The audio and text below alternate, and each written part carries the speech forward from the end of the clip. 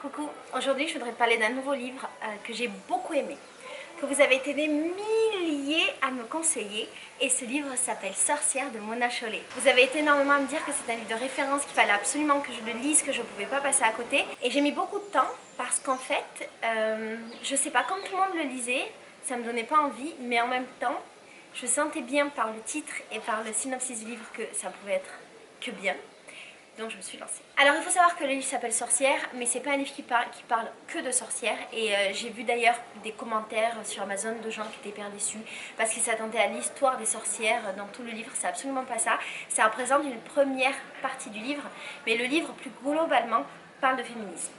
La partie sur les sorcières, en fait, le livre déconstruit l'histoire des sorcières, l'imaginaire des sorcières, et explique en quoi l'image de la sorcière a été créée par le patriarcat et la misogynie. J'ai adoré cette première partie parce qu'en fait, quand j'étais jeune, quand j'étais adolescente, j'étais passionnée, je sais plus si ça se dit, j'étais passionnée par les sorcières, les trucs d'horreur, les trucs comme ça, mais les sorcières en particulier, c'était ce que j'aimais le plus. Et j'ai lu énormément de livres sur le sujet, et du coup en fait de relire ce livre-là de Mona Chollet, ça m'a replongé un petit peu dans ce mythe de la sorcière avec du coup des éléments différents pour pouvoir le comprendre. Ce que j'ai aimé aussi, c'est que il y avait des références à des choses que je connaissais, par exemple l'histoire des sorcières de Salem. Alors les sorcières de Salem, j'avais vu la série, c'est pas une énorme référence culturelle, mais j'avais adoré la série, et de pouvoir retrouver des références historiques sur l'histoire des sorcières de Salem dans le livre, c'était vachement cool, et sur également Tituba, et ça m'a fait penser au livre que j'avais lu qui s'appelle Tituba, sorcière noire, je crois, qui est incroyable et que je vais te chroniquer bien sûr également. Et donc voilà, ça m'a rappelé plein de trucs. En même temps, c'était super riche. J'ai appris beaucoup de choses. Donc la première partie du livre, je l'ai trouvée géniale. Alors il y a deux parties que j'ai adorées dans le livre. La partie sur les femmes vieillissantes et la partie sur les femmes qui ne veulent pas avoir d'enfants. Alors il y a plein de parties différentes. Et l'idée de cette vidéo, c'est pas de t'expliquer toutes les parties en détail. Je pense qu'il vaut mieux que tu découvres par toi-même le livre. Mais disons que ces deux parties-là, c'est celles qui m'ont parlé le plus. Comment vous faites, Arthur? Quand c'est barouille, on entend comment Alors la partie sur les femmes vieillissantes, elle est hyper intéressante parce qu'elle parle des femmes qui, selon la société, sont en déclin. Et même si j'y suis pas encore, je me suis assez retrouvée dans cette partie-là parce que j'ai 36 ans et que du coup, par rapport à la société, je suis plus une jeune femme. J'ai trouvé ça vraiment juste, et ce que j'ai aimé dans cette partie-là, c'est le fait que Mona Chollet m'a ouvert des pistes de réflexion auxquelles je n'avais pas pensé. Et c'est ce qu'elle fait à peu près dans toutes les parties de son livre finalement. Elle parle d'un féminisme que moi j'avais pas l'habitude de voir. Alors est-ce que j'avais pas l'habitude parce que j'ai pas lu énormément de livres de féminisme? C'est possible. Ou est-ce que elle a juste cette géniale manière de nous faire réfléchir à des choses et d'ouvrir ces pistes-là de réflexion auxquelles on n'aurait pas pensé? Je sais pas trop.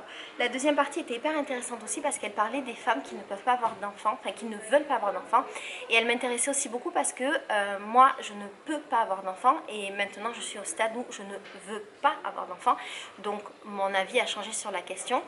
Et je trouve que c'est assez rare d'avoir des informations sur les femmes qui ne veulent pas avoir d'enfants sans être culpabilisée ou stigmatisée et sans tomber dans certains extrêmes.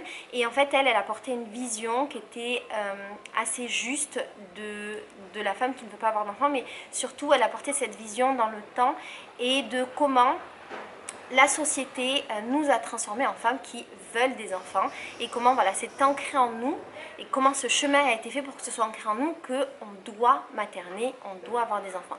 Du coup, déconstruire un petit peu des schémas qu'on a l'habitude d'avoir, c'était hyper intéressant. Et il y avait beaucoup de références littéraires également dans cette partie-là qui m'ont permis de découvrir plein de livres, comme notamment le livre qui s'appelle Le regret d'être mère, et qui est génial. Et justement, cette partie-là de Mona Chollet parlait du fait de regretter d'avoir eu des enfants, ce qui n'empêche pas de les aimer, mais de regretter d'être devenue une mère. C'est un point de vue que je n'avais jamais entendu avant, et dans tout ce livre-là, justement, j'ai eu plein de points de vue comme ça, que je découvrais, et c'était hyper intéressant. Et d'ailleurs, ce livre, je l'ai lu très lentement. J'ai mis beaucoup de temps à le lire, alors que normalement, je lis assez vite les bouquins, parce que j'avais ce besoin de comprendre réellement où est-ce qu'elle voulait m'amener, de comprendre ses déconstructions, de moi-même déconstruire, d'être d'accord, pas d'accord, parce que j'ai pas été d'accord avec tout, même si je crois qu'en fait j'ai été d'accord avec pratiquement tout. Mais en tout cas, c'était très, très intéressant de faire ce travail-là et d'avoir l'impression de pas juste être en train de lire et d'être une spectatrice, mais de vraiment entrer dans la réflexion et faire un travail sur moi-même, d'apprendre énormément de choses pendant la lecture. Je pense que ce livre il a été vachement chouette pour moi en tant qu'introduction au féminisme parce qu'en fait il donne une vision qui est très différente de tout ce que j'ai pu entendre ou voir ailleurs, même si encore une fois mon féminisme n'est pas non plus hyper avancé, en tout cas dans les références littéraires, je connais pas vraiment les courants féministes ou les trucs comme ça. Mon féminisme à moi il est plutôt c'est plutôt quelque chose que je vis au quotidien, mais c'est pas quelque chose que j'intellectualise, c'est pas des théories. Et donc elle m'a apporté peut-être ce côté réflexion qui me manquait dans mes propres actions du quotidien ou dans mes propres réflexions à moi. Il me manquait une base, elle me l'a apporté avec ce livre. Ce que j'ai beaucoup aimé dans le livre, c'est le fait que Mona Chollet nous parle de toutes les initiatives des femmes de tous les temps pour faire avancer le féminisme. Et du coup, il y a cette espèce de retour sur le temps qui est hyper intéressant parce que justement, quand on n'a pas les connaissances sur l'histoire du féminisme, il y a une espèce de grand résumé, mais qui n'est pas superficiel pour autant, de tous les différents courants, de tout ce qui s'est fait, de toutes les grandes figures du féminisme.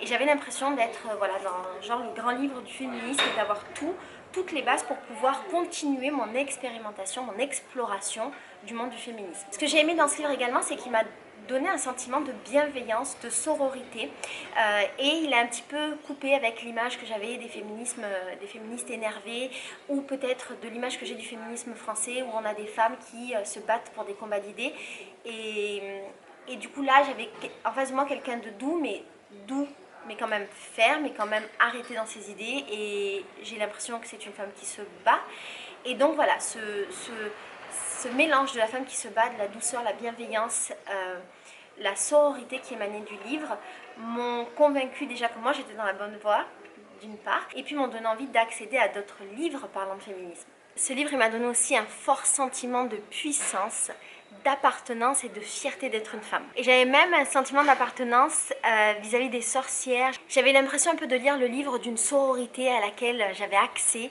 et de faire partie en fait de ce groupe-là des sorcières. J'ai trouvé ça génial et j'étais tellement à fond dans ce truc d'être une sorcière, cette sorcière puissante comme le décrit Mona Chollet dans son livre que j'ai eu envie à un moment donné, un vrai sentiment, envie de me faire tatouer le mot sorcière et de revendiquer le fait que oui, j'étais une sorcière selon la définition qu'apportait Mona Chollet. Je ne me suis pas fait tatouer parce que tu le sais, je ne fais jamais les tatouages que je dis, mais en tout cas, ça va donner ce sentiment-là. Ce que j'ai beaucoup aimé aussi dans le livre, c'est qu'il est hyper accessible. Avant de le lire, je m'étais dit que je comprendrais rien parce que voilà, j'avais pas certaines connaissances, certains accès. Et en fait, j'ai tout compris. Et c'est vraiment un sentiment génial quand on a accès comme ça à un livre et qu'on peut le lire sans être frustré par le fait de ne pas comprendre. Alors du coup, est-ce que je te recommande ce livre? Oui, bien entendu, je pense que ce livre devrait être une référence et que toutes les femmes devraient lire ce livre. Je pense que c'est un livre qui est très bien fait, comme je te l'ai dit, hyper accessible, très clair. C'est un livre qui est très inclusif. Et c'est un livre qui s'adresse à toutes les femmes et qui pose plein de sujets différents. Moi je t'ai parlé de la femme vieillissante, je t'ai parlé de la femme qui ne veut pas avoir d'enfants, mais il y a plein d'autres sujets qui sont abordés comme la médecine, les violences dans la médecine, la représentativité des femmes, l'inclusion des femmes, etc. etc., etc. J'espère de tout mon cœur que je t'aurai donné envie de le lire. Je te fais des gros bisous et je te dis à bientôt pour une nouvelle vidéo où je vais te parler de livres et il y aura plein de vidéos pour parler des livres de féminisme du coup. Bisous, ciao.